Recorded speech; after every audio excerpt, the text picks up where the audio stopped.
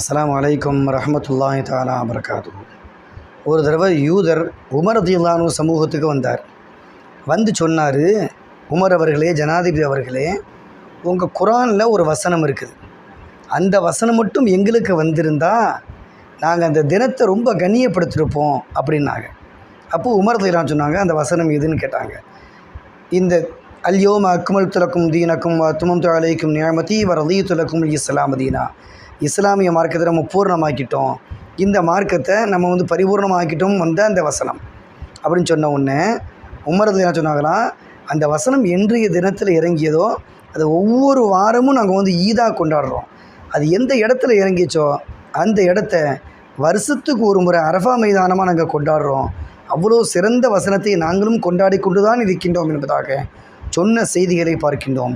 எனவே இறைமறையை கண்ணியப்படுத்துவோம், உயர்வை பெறுவோம்.